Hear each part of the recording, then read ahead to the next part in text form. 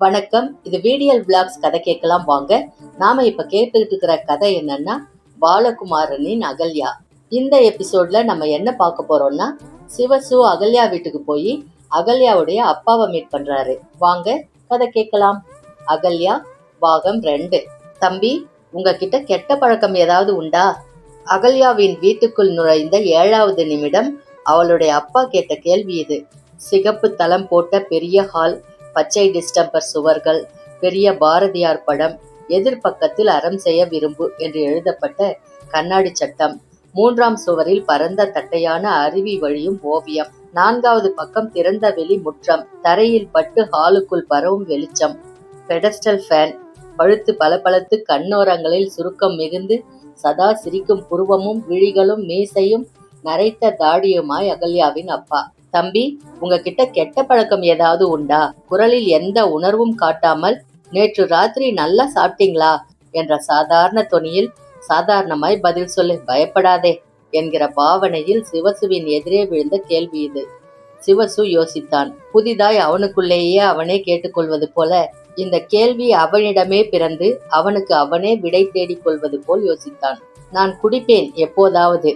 வருடத்திற்கு 1 முறை 2 முறை நண்பர்கள் வற்புறுத்தினால். நான் சீட்டு ஆடுவேன் கல்யாண கூட்டங்களில் கை குறைந்தால். குதிரை ரேஸுக்கு போனேன் ஒரே ஒரு முறை. இத்தனை கும்பல் போகுதே, என்னதான்னு பார்க்கலாம் என்று. செங்கல்பட்டு கங்கம்மாவிடம் போனேன். எதையோ குடித்துவிட்டு எல்லோரும் என்னை கெடுத்துட்டாங்க துரை என்று காசை வாங்கி கொண்டு அழுதாள். விட்டால் போதும் என்று வியர்த்து போய் வந்து விட்டேன். அதற்கு பிறகு யார் அழைத்தாலும் நகர்ந்து விட முடிந்தது சுலபமாய். இவை தவிர வேறென்ன கெட்ட பழக்கம் உண்டு எனக்கு? சிகரெட் கிடையாது, வெற்றிலை புகையிலை பிடிக்காது, பொடி கிட்டே கூட போனது கிடையாது. இதை தவிர கெட்டதாய் பழக்கங்கள் என்னென்ன உலகத்தில்? என்ன தம்பி யோசிக்கிறீங்க? என்னடா இப்படி வந்ததும் வராததுமா கேக்குறாங்கன்னு யோசிக்கிறீங்களா? அப்படி இல்லைங்க. கெட்டதா 2-3 காரியம் செய்திருக்கிறேன். ஆனா எதுவும் பழக்கமா இல்லைங்க. சபாஷ்! அகல்யாவின் அப்பா வாய் விட்டு சிரித்தார். நல்ல பதில் தம்பி, ரொம்ப நல்லா சொன்னீங்க. கெட்டது மட்டுமில்லை தம்பி, நல்லது கூட வெறும் பல் தேய்க்கிற பழக்கமாயிடக்கூடாது. எழுந்த உடனே ஈரல பல்பொடி காரம் படணும்னு பழகின காரியமா ஆயிட்டா சுத்தமா விளக்க முடியாது. பழக்கத்துக்கு மாட்டிக்காம இருக்கிறது தான் உசத்தி உத்தமம். அகல்யா, காஃபி கொண்டாமா. தம்பி, காஃபி சாப்பிடுவீங்கல்ல, பழக்கம் உண்டா? சிவசு சிரித்தான். எனக்கு இது கெட்ட பழக்கம் தம்பி. 6-7 காஃபி சாப்பிடுவேன். விட முடியலை. இந்த வறுத்த கசப்புக்கு நாக்கு ஏங்கதான் செய்யுது. இந்த கிழவர் சூட்சுமமான ஆள்.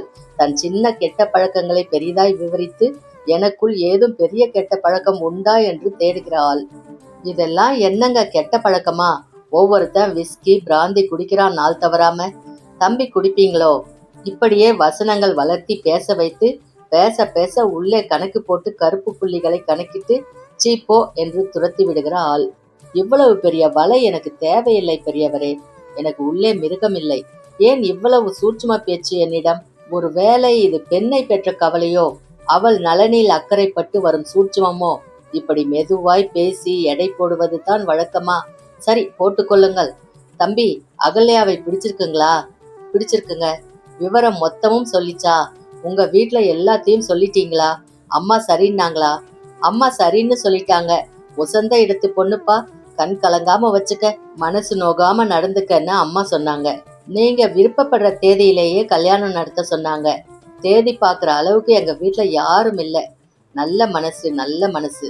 நேரா நான் வந்து கேட்கலையேன்னு வருத்தம் இருக்கும். எனக்கு இடது கால் கிடையாது. சர்க்கரை கட்டி வந்து எடுத்துட்டான் துண்டமா 2 வருஷம் முன்னாடி. நொண்டிக்கிட்டு வரலாம், அதுவே பெரிய குறையா? அபசகனமா பட்டுடலாம். நான் தேடி அலைஞ்சு பார்த்து தான் பாழா போச்சே. இந்த தடவை நீயே போய் பார்த்துட்டு வாமான்னு அகல்யாவை அனுப்பிச்சேன். ரொம்ப நல்லபடியா புரிஞ்சுக்கிட்டு பேசுனீங்கன்னு சொல்லுச்சு. அகல்யாவே வந்து பேசினது தாங்க எனக்கு பிடிச்சு போச்சு. நீங்க தான் விதவை பெண்ணை திருமணம் செய்து கொள்ள விரும்பும் சிவசுப்பிரமணியம்மா. நான் அகல்யா, விதவை. அவங்க யுத்தத்துல இறந்துட்டாங்க. எங்க அப்பாவுக்கு முடியாது. வேற யார் துணையும் இல்லை. அதனால நானே வந்தேன். கூப்பின கை இறக்காம பேசிச்சுங்க. ஆன்னு திகச்சு போயிட்டேன். கூச்சம் இல்லாம பேசுதேன்னு கொஞ்சம் மனசுல பட்டிருக்கும். ரொம்ப சங்கோஜியான பெண் தான் தம்பி.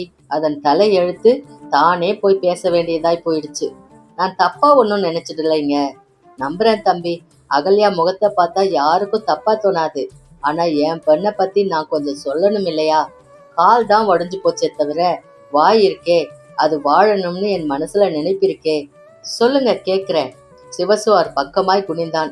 அகல்யாவின் அப்பா அவனை ஊடுருவி பார்த்துவிட்டு தோளில் கை வைத்தார். புரியுதுங்க தம்பி, நான் கல்யாணம் பண்ணிக்க தீர்மானம் செஞ்சுட்டேன். நீங்க சொல்ல வேண்டியதை சொல்லிக்கலாம்ங்கிற துணி நல்லா தெரியுது. நான் அப்படி கொஞ்சம் பொறுங்க, நான் பேசத்தான் போறேன். என் மாப்பிள்ளை யுத்தத்தில் செத்து போன பிறகு கொஞ்சம் காசு வந்தது தம்பி. கவர்மெண்ட் உதவி, ப்ராவிடன்ட் ஃபண்ட் பணம், இன்சூரன்ஸ் காசு நிறையவே வந்தது. மாப்பிள்ளையும் ஆடி ஓடி காசு சேர்த்து வச்சிருந்தான். இத்தனை காசோட இளமையோட இது பத்திரமா இருக்கணுமேனு கவலை வந்து விட்டது தம்பி. நான் சர்க்கரை வியாதிக்காரன், எப்போ வேணா பயணப்பட்டுருவேன். 2 பிடி சர்க்கரை ஏறிச்சுன்னா பரலோகம்தான். இந்த பொண்ணை தனியா விட மனசில்லை தம்பி. இது காசுக்கு 2 பேர் ஆசைப்பட்டு ஏமாத்திடலாம். நான் கண்ணை மூடுறதுக்கு முன்னே நல்ல ஆளா பார்த்து ஒப்படைக்கணும்னு நினைச்சேன்.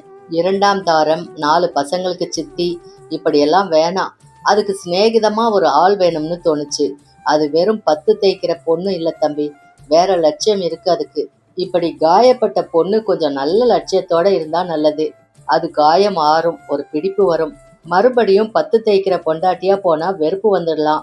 அப்போ பித்தளை பாத்திரம் தேய்ச்சோம், இப்ப எவர் சில்வர் தேய்க்கிறோம், அவ்வளவுதானேன்னு ஒரு வலி வந்துடலாம். உங்க விளம்பரம் ரொம்ப சிநேகிதமா பட்டுச்சு, அதான் போய் பார்த்துட்டு வாமான்னு நானே அனுப்பிச்சேன். இப்படியே இருந்துடுறேனேப்பான்னு திருப்பி திருப்பி சொல்லுச்சு. 40 வயது பொண்ணா இருந்தா சரின்னுடுவேன். 28 வயசுங்க அதுக்கு. எனக்கு காலை வெட்டி போட்டா போல அது மனசை வெட்டிக்கிட்டு இருக்கணுமா? நான் தான் யாரோடையானா சேர்ந்து இருமான்னு புரிய வச்சேன். நல்ல ஆளா கிடைச்சா நான் நிம்மதியா கண்ணை மூடலாம் இல்லையா, தைரியமா சாவலாம் இல்லையா, அழுது அலைமாஞ்சி போகாம அப்பாடான்னு பயணப்படலாம் இல்லையா, அதுக்கோசரம்தான். சிவசு கரையோர கல்லென உள்ளே குளிர்ந்திருந்தான். இதுவா சூட்சும பேச்சு, எடை போடும் சாதனம், எப்பேற்பட்ட மனசு, எப்பேற்பட்ட தகப்பன், எவ்வளவு தெளிவு. ஒரு வகையில் இது சூட்சுமம்தான். உலக அனுபவம் புரிந்து ஆளை ஆழம் பார்க்கும் சூட்சுமம். முதலா உங்களை பார்த்துட்டு வீட்டுக்குள்ளார மலர அது வந்தப்பவே எனக்கு மனசுல பட்டுச்சு, இந்த இடம் முடிஞ்சிடும்னு. இப்போ செத்த நாளை முன்னே அப்பா அவரு வந்திருக்காருன்னு சொன்ன உடனே யாரு மாப்பிள்ளையான்னுட்டேன். மனசு தம்பி, உள் மனசு. நம்ம உள் மனசுக்கு நல்லது கெட்டது டக்குன்னு தெரிஞ்சிடும். இது சரி வரும், இல்லைன்னா அழகா காட்டி கொடுத்திடும். உங்களுக்கு அகல்யாவை கல்யாணம் பண்ணிக்க சம்மதம் தானே தம்பி? சம்மதம் என்று ஒரு வார்த்தையில் சொல்ல தயங்கினான். சிவசுக்கு வெறும் கேள்விக்கு உண்டான பதிலாய் தலையசைக்க விருப்பம் வரவில்லை. 1, 2, 3, 6 சந்திப்பில் இந்த பெண்ணிடம் கிறங்கி போய் இவள் கிடைத்ததற்கு கிளர்ந்து இவளை மறுபடி பார்க்க மாட்டோமா என்ற அலைப்பாய்ந்து ஒரு காதலும் சிநேகமும் மனசு முழுதும் பொங்கி அகல்யா அகல்யா என்று மனசுக்குள் எப்போதும் அவள் பெயர் உச்சரிக்கும் நிலை அவனுக்கு வந்துவிட்டதை வெறும் கல்யாணம் சம்மதம் என்று சொல்ல கூச்சப்பட்டான். மனசு அத்தனையும் வார்த்தையாக்கினால் பெரியவரிடம் உளறலாய் முடியுமோ என்ற பயமும் வந்தது. மெல்ல நாற்காலியை விட்டு எழுந்தான். நாற்காலியின் பின்னால் நகர்ந்து நின்று கொண்டான். அகல்யா ஹால் விளிம்போரம் கை கட்டி கதவில் சாய்ந்து நின்று கொண்டிருந்தாள். அவளை நோக்கி மெல்ல சிரித்தான். வா என்ற குரல் எழுப்பாமல் தலையசைத்து அழைத்தான். அகல்யா புரிந்து கொண்டாள். சிவசு இடப்பக்கம் நகர்ந்து நிற்க அவன் வலப்புறம் அகல்யா வந்து நின்றாள். பெரியவர் கண்களில் பரவசம் படர்ந்தது. உதடுகள் துடித்தன. கண்கள் சுருங்கி கனிந்து நீர் கட்ட துவங்கியது. சிவசுவும் அகல்யாவும் அவரை நமஸ்கரித்தனர். தென்னாடுடைய சிவனே போற்றி, எந்நாட்டவர்க்கும் இறைவா போற்றி குரல் உடைய கதறினார். என் சிவனே, என் சிவனே என்று நெடு நேரம் தோல் குலுங்க அழுதார். அகல்யாவின் கண்களிலிருந்து நீர் வழிந்து முகவாய் ஓரம் முத்தாய் நின்றது. சிவசு தன் வாழ்க்கை மெல்ல வேறு திசை நோக்கி திரும்புவதை உணர்ந்தான். புதிய திசை, புதிய நம்பிக்கை, புதிய மனிதர்கள், இன்சொல்லும் தெளிவும் உடைய உறவுகள். இனி நான் இவர்கள் மனிதன், இவர்கள் என் மனிதர்கள். இத்தனை நாட்கள் நான் இவர்களைத்தான் தேடிக்கொண்டிருந்தேனோ, இவர்களும் என்னை தேடி இங்கு கண்டு கொண்டார்களோ. தன் ரசனைக்கு ஏற்ற மனிதர்களை தேடி கண்டு கொள்வதுதான் வாழ்க்கையா? அதன் பொருட்டுத்தான் இந்த பயணமா? எல்லா மனிதரும் தேடி அலைவது இதுதானா? கிடைத்த போது உறவாடிக்கொண்டு, கிடைக்காத போது கடவுள் என்று கற்பனை செய்து தலை வணங்கினோமோ? இப்படி மனிதர்கள் கிடைப்பதே அரிதா? அரிதாவதால் தான் கடவுள் அவசியமாகிறதா? நான் இந்த க்ஷணம் ஒரு நிம்மதியில் சந்தோஷத்தில் ஆழ ஆழ அமிழ்கிறேனா? இதற்கு யார் காரணம்? அகல்யாவா? அவளை பெற்றவரா? இப்படி உறவை இணைத்து வைத்த கடவுளா? யாருக்கு நான் நன்றி சொல்ல வேண்டும்? சிவனுக்கு, விஷ்ணுவுக்கு, உருவமற்ற பிரகாசமான வெளிச்சத்திற்கு? நீட்சே சொன்னது அவன் நினைவில் ஓடிற்று. மனிதர்களால் ஏற்படும் சுகத்தை அனுபவித்துக் கொண்டு கடவுள் என்பவருக்கு நன்றி சொல்வதா? மனிதனை நேசி, மனிதனை பாடு, மனிதனை வளர். சிவசு கை கூப்பி தன்னை தொழுதான். அகல்யா காஃபியை கொண்டு வந்து அவன் எதிரில் வைத்தாள். எனக்கு சர்க்கரை போட்டிருக்கியேம்மா. வேணும்னு தான்ப்பா போட்டேன். நீங்க ஸ்வீட் சாப்பிட முடியாதே. சரிம்மா, வீடு சுத்தி பாக்குறீங்களா? போய் பார்த்துட்டு வாங்க தம்பி. பின் அறை, பிறகு அகலமான சமையல் கட்டு, வாழையும் குளஞ்சியும் முளைத்த கொல்லைப்புறம், பின் மாடிப்படி வழியே திறந்த வெளி, வெளி தாண்டி முன்பக்கம் பெரிய அறை, அறை வழியே தெரியும் வாசல் தார்ச்சாலை, சின்ன பால்கனி, பால்கனி வழியே முன்பக்க மாடிப்படி. மாடிப்படி வளைவில் அந்த பகல் வேளையிலும் படர்ந்த குளிர் இருட்டு. இருட்டு வளைவில் கைப்பிடிக்கு தடவ அகல்யா அவனை தொட்டாள். என்ன அகல்யா, எங்க அப்பாவை பிடிச்சிருக்கா? சிவசு சிரித்தான். என்ன சிரிப்பு? என்னை பிடிச்சிருக்கான்னு என்கிட்ட இதுவரைக்கும் யாருமே சொல்லல. என்னை மட்டும் கேள்வி கேட்குறாங்க. நான் சொல்லட்டுமா? சொல்ல. I love you Sivasu. I love you both Ahalya. இப்பவே ஊருக்கு போக போறீங்களா? மணியாச்சு அகல்யா. நாளைக்கு போகலாமே. வேணாம், தப்பு. என்ன தப்பு? இப்படி இருட்டுல ஐ லவ் யூ போத்னு சொன்னது கூட தப்பு. சரி, சாப்பிட்டுட்டு போங்க ஊருக்கு. வேணாம், சாப்பிட்ற நேரத்துல பஸ் ஸ்டாண்ட் வரைக்கும் போயிடலாம். நீயும் வரையா பஸ் ஸ்டாண்டுக்கு? நான் வரலைங்க. ஏன்? ஸ்டேஷன்ல பஸ் ஸ்டாண்ட்ல பிரியறது ரொம்ப கஷ்டமான விஷயம் சிவசு. வீடுன்னா உள்ளே வந்து சுருண்டு படுத்துக்கலாம். பிரிஞ்சவங்க நினைப்பாவே உருகி உட்காரலாம். பஸ் ஸ்டாண்ட்ல இது முடியாதே. 2 காலும் துவண்டு போய் நடக்கிறது வேதனை சிவசு. சிவசு சிரிப்புடன் அகல்யாவை பார்த்தான். நிஜமாவா என்று அவள் விரல்களை தொட்டான். அகல்யாவுக்கு கால்கள் துவண்டன. சிவசு தன் 2 கைகளாலும் அவளை தாங்கி பிடித்தான். இந்த 3வது அத்தியாயத்துல அகல்யா வீட்டுக்கு சிவசு போனதை பத்தி பார்த்தோம் இல்லையா? அடுத்து 4வது எபிசோட்ல அகல்யா சிவசுவ முதலா எப்படி சந்திச்சாங்க அப்படின்னு பார்க்கலாம். அகல்யா அத்தியாயம் 4. அகல்யா பஸ்ஸை விட்டு கீழே இறங்கினாள். எதிரே பசேல் என்று வயல் பறந்து கிடந்தது. தெருவுக்கும் வயலுக்கும் நடுவே ஓடை ஓடிற்று. ஓடை திருப்பத்தில் நீளமாய் ஆம்பல் படர்ந்திருந்தது. நாணல் மாதிரி நீண்ட புற்கள் வளர்ந்திருந்தன. வயலுக்கு நடுவே ஆட்கள் நகர்ந்து கொண்டிருந்தார்கள். பின்னால் பஸ்ஸிலிருந்து யூரியா இறங்க தொம் தொம் என்று பஸ் பின்னால் எவனோ தட்டினான். பஸ் நகர்ந்தது. ஏங்க, தொழுதூர் எப்படி போகணும்? தொழுதூரா? அடுத்த ஸ்டாப் இல்ல, இங்க இறங்கி போட்டீங்களே. வரப்ப பார்த்தேனே, போர்டு போட்டிருந்ததே. பேர் பலகையா? ஊருக்கு 3/4 மைலுக்கு முன்னாடியே போட்டுட்டான். ஊரு எல்லைங்க அது. ஊரு உள்ளார இருக்குது. அச்சா, என்னங்க? ஒண்ணுமில்ல, சரின்னு சொன்னேன். தொழுதூர் போகணுங்களா? ஆமாப்பா. ஊசி போடுறவங்களா? இல்லப்பா. சிகப்பு முக்கோணமுங்களா? சிவப்பு முக்கோணம். Family planning. பெண்கள் கூட பிரச்சாரம் செய்ய வருகிறார்களா என்ன? ஆமாங்க. இல்லப்பா, பாரதி சைக்கிள் மார்ட் சிவசுப்பிரமணியனை பார்க்கணும். அட, சிவசு தம்பிங்களா? வாங்க, நான் கூட்டிட்டு போறேன். இன்னொரு பஸ் வருமா? வேணாம், நடந்துடலாம். 3/4 மைல் சொன்னீங்களே, அது ரோட்டு பாதை. வரப்போட போனா 3 நிமிஷம். பின்னாடியே வாங்க. 2 உர மூட்டைகளையும் தம் கட்டி தலையில் ஏற்றிக்கொண்டு அவன் ஓடையில் இறங்கினான். முழங்கால் ஆழத்தில் நின்றான். உப்பென்று மூச்சு பிடித்து மூட்டையுடன் கரையேறினான். அகல்யா அங்கேயே நின்றிருந்தாள். நீரின் ஆழம் தெரிந்த பிறகும் இறங்க பயமாயிருந்தது. கரையேறியவன் மூட்டையை வரப்பில் வைத்துவிட்டு, வாங்கம்மா, இது தாண்டிட்டா பரபரன்னு போயிடலாம். நேரா தென்னந்தோப்பு தெரியுதே, அதான் தொழுதூரு. தலைப்பாகையை அவிழ்த்து மறுபடி சரிவில் இறங்கி ஒரு முனையை அவளிடம் நீட்டி, ஏறிடலாம் வாங்க என்றான். வானாங்க, சுத்திக்கிட்டே வந்துடுறேன். தம்பி கோச்சுக்கிடும். அம்மாவை விட்டுட்டு வந்தியாடான்னு சத்தம் போடும். வாங்க. அகல்யா செருப்பை எடுத்து பையில் வெளிப்புறம் வைத்து கொண்டாள். புடவை இழுத்து சொருகி கொண்டாள். சரிவில் மெல்ல இறங்கி ஓடை நீரில் கால் வைத்தாள். சிலீர் என்று குளிர்ச்சி அடிவயிற்றை தாக்கிற்று. விரல்களை மடக்கி நெறித்து, இடம் தெரியாமல் அவசரப்படாதே, சும்மா இரு என்று உடம்பை அதட்ட வேண்டியிருந்தது. மெல்ல காலை நீரில் நகர்த்த வழவழப்பான களிமண் நெகிழ்ந்தது. மேலும் நகர பயமாயிருந்தது. உரமூட்டைக்காரன் சரிவில் இறங்கி தண்ணீர் விளிம்பில் நின்று ஒரு முனையை கை நீட்டி அகல்யாவிடம் கொடுத்துவிட்டு மறுமுனையுடன் மறுபடியும் சுலபமாய் மேடேறினான். சட்டென்று இழுத்தான். அகல்யா 2 ஈட்டில் மேடேறி அவன் மீது மோதி நின்றாள். நின்ற வேகத்தில் திசை தெரியாமல் அவன் காலை மிதித்தாள். மாப்கரோஜி என்றாள். துளுக்குறீங்களா? இல்லப்பா. ஏன்? உருது பேசுறீங்களே. உருது இல்லப்பா, இது ஹிந்தி. வாங்க போகலாம். அவன் உரமூட்டைகளை மறுபடி தலையில் தூக்கி கொண்டான். அகல்யா திரும்பி ஓடை நீரை பார்த்தாள். இறங்க வேண்டும் போல் இருந்தது. இறங்கி மறுகரை போய் மறுபடி இறங்கி தானே மேலே ஏற வேண்டும் போல் இருந்தது. சற்று தூரம் ஓடை நீரோடு கூடவே நடக்க வேண்டும் போல் தோன்றிற்று. எவ்வளவு சிறிய ஓடை! எதற்கு இவ்வளவு பயந்தேன் என்று கேள்வி வந்தது. வானாம்பா, நான் சுத்து வழியில வரேன். மறுபடி ஓடையில் இறங்கி எதிர்க்கரை போயிடலாமா? அவன் சரி என்று நகர்ந்தால் மறுபடி ஓடையில் இறங்கி அதோ அந்த தென்னந்தோப்பு ஊருக்கு வரப்போடு நடந்து போய் விடலாமா? வேண்டாம். வழியில் இன்னொரு ஓடை இருந்தால், அது இதைவிட ஆழமாயிருந்தால், எத்தனை ஆழம் என்று தெரியாமல் போய்விட்டால்? இப்ப தண்ணி போக்கு குறைவுங்க. கார்த்திகையில மாறு ஆழம் போகும். அப்போதைக்கும் நாங்கெல்லாம் இப்படித்தான் இறங்கி வருவோம். போவலாங்களா? காலு பார்த்து வாங்க. வயல்களுக்கு மத்தியில் வந்ததும் அகல்யா கன்னத்தை பொத்தி கொண்டாள். கை உயர நெற்பயிர்கள் காற்றில் குழந்தைகளாய் அசைந்தன. முசு முசுவென்று சத்தமிட்டன. காற்று வருடி போக குனிந்து மீண்டும் நிமிர்ந்தன.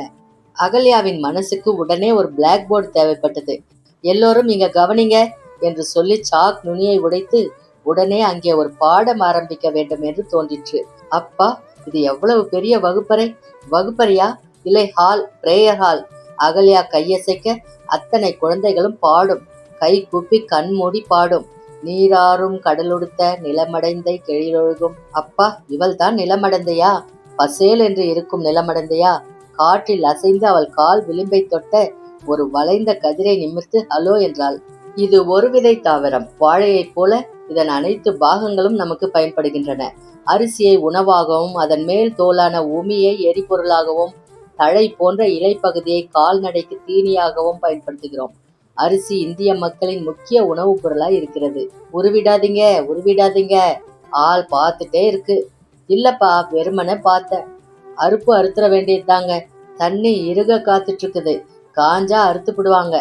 வகுப்பறை பளிச்சென்று கலைந்து போயிற்று. வெறும் பொட்டல் நிலம் மனசுள் எஞ்சியது. அகல்யா அவனுடன் நடந்தாள்.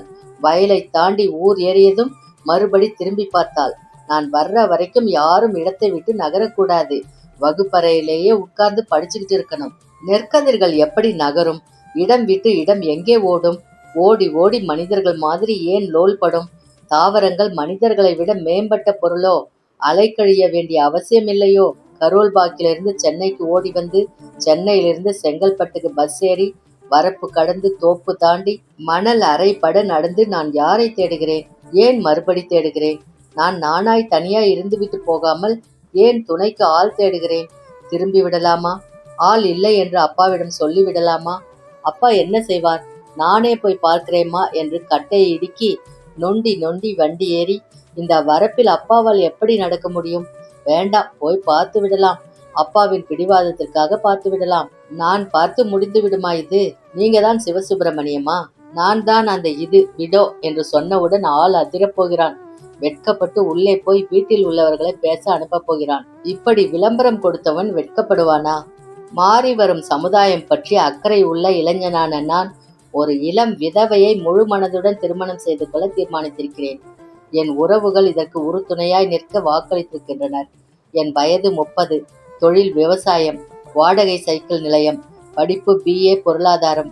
மிகவும் விருப்பமுள்ள விஷயம் சமூக சேவை, கவிதை. உயரம் 5 அடி 9 அங்குலம். மாநிறம். தொடர்பு முகவரி சிவசுப்பிரமணியம், தொழுதூர் கிராமம், செங்கல்பட்டு மாவட்டம். அடைப்புக்குறியில் ஜாதிகள் இல்லையடி பாப்பா என்று எழுதியிருந்தது.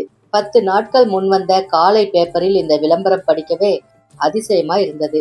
ஒளிவு மறைவின்றி கையில் இருக்கிற அத்தனை சீட்டையும் எதிராளியிடம் காட்டும் வெகுளித்தனம் தெரிந்தது. லேசாய் ஒரு கவிதையின் நெளிவு மனசுக்கு பட்டது. தன் திருமணம், தன் காரியம் என்கிற உறுதி அதில் தெளிவாயிற்று. உறவுகள் உறுதுணையாய் நிற்க வாக்களித்திருக்கின்றனர் என்கிற வரி வில்லங்கம் ஏதுமில்லை என்று உறுதி சொல்லிற்று. இந்த விளம்பரம் கொடுத்தவனா வெட்கப்பட போகிறான்? நான் ஒரு விடோ என்று சொன்னால் அதிரப்போகிறான்? இல்லை, இருக்காது, பார்ப்போம். சிவசு தம்பியை கண்டீங்களா? இவங்க தேடிட்டு வந்திருக்காங்க. பட்டணம் போல. பஸ் புடிச்சு வரப்பாண்ட இறங்கிட்டாங்க போல. கூட்டியார. சிவசா, கோயில்ல விளக்கு போட போயிருக்குல்ல, தம்பி கடையில உட்கார வை, கூட்டியாந்துடலாம். கோயில் ரொம்ப தூரமாங்க. ஊரே மொத்தம் 15 ஏக்கரு. இதுல தொலைவு என்னாங்க? இங்கிட்டு இருந்து குரல் கொடுத்தா கோயில். மாவிளக்கு போடுறாரா? இல்லைங்க, காத்து பட்டு கோயில் லைட்டு விழுந்துருச்சு. தம்பியே ஒயர் இழுத்து கரண்ட் லைட்டு போடுது. குழந்தைங்க பாட்டு படிக்கிறது, ஊர் பஞ்சாயத்து நடக்கிறது எல்லாம் கோயில்ல தாங்க. கோயிலாண்ட போயிடலாமா? அதோ கோபுரம் தெரியுதே, அதுதான். கோயிலுக்கு நீங்க போங்க. நான் மணியக்கார் மூட்டையை போட்டுட்டு வரேன். திரும்ப ரச்ச ரோட்டு மேலேயே போயிடுங்க. வழிகாட்டியவன் இடப்பக்கம் பிரிந்தான். அகல்யா தெருவில் நடந்தால் மென்மையான புழுதி மண் காலில் அழுத்திற்று. 2 பக்கம் ஓட்டு வீடுகள், பெரிய திண்ணைகள், மாக்கோலங்கள். திண்ணையில் வீட்டுக்கு வீடு கிழவர்கள், முதிர்ந்த பெண்கள். யார்டா அது? டேய் பெரிய கருப்பா, பட்னமுங்க சிவசு தம்பியை தேடுறாங்க. ஆஸ்பத்திரியாலா? தம்பிய நேரா பார்க்கணுமா? தெரு முழுக்க சிவசு சிவசு என்று உச்சரிப்பது அகல்யாவுக்கு கேட்டது. உறவுகள் இதற்கு உறுதுணையாய் நிற்க வாக்களித்திருக்கின்றனர். ஊரும் வாக்களிக்குமா? வாக்களித்திருக்கிறதா? சிவசு தம்பி அறுத்து போனவளை கட்டிக்கிறா போல. நாளைக்கு கல்யாணம் போல. மாடும் கண்ணுமா இல்ல மாடு மட்டுமா? மாடு மட்டும்தான் போல. போவட்டும் போ. வீட்டு பொம்பளையே இந்த கல்யாணத்துக்கு கூட்டி போக முடியாது. நாம மட்டும் கதர் சட்டை மாட்டிக்கிட்டு போயிட்டு வந்துடலாம். அது கூட வேணாங்கிற. மஞ்சா கார்டு வாங்கி வாழ்க மணமக்கள் எழுதி போட்டுடலாம். அதுவும் சரிதான். எதிர் எதிர் திண்ணைகள் இப்படித்தான் பேசுமா? திரும்பிடலாமா? கோயில் வாசலில் ஒரு கிழவன் வெற்றிலைப்பாக்கை கருங்கல்லால் நசுக்கிக் கொண்டிருந்தான். பெயரை சொன்னதும் எழுந்து கோயில் நடைக்குள் நுழைந்து வலப்பக்க கதவுக்கு பின் இருட்டாய் இருந்த இடத்தை நோக்கி, தம்பி என்று குரல் கொடுத்தான். வந்துட்டேன். கணீர் என்று குரல் கேட்டது. குரல் இளமையாய் இருந்தது. டார்ச் விளக்கொலி அலைவது தெரிந்தது. பெரியவரே, விளக்கெறியதா பார். மீண்டும் குரல் வந்தது. பளீர் என்று அந்த பகல் நேரத்தில் கோயிலை சுற்றி டியூப் லைட்டுகள் எரிய துவங்கின. தொடரும். அது வரைக்கும் இந்த பகுதியில பார்த்தோம். அதுக்கப்புறம் என்ன நடந்துச்சுன்னு அடுத்த பகுதியில பார்க்கலாம். அது வரைக்கும் உங்களிடமிருந்து நன்றி கூறி விடைபெறுவது விடியல் விளாக்ஸ் விடியல். நன்றி, வணக்கம்.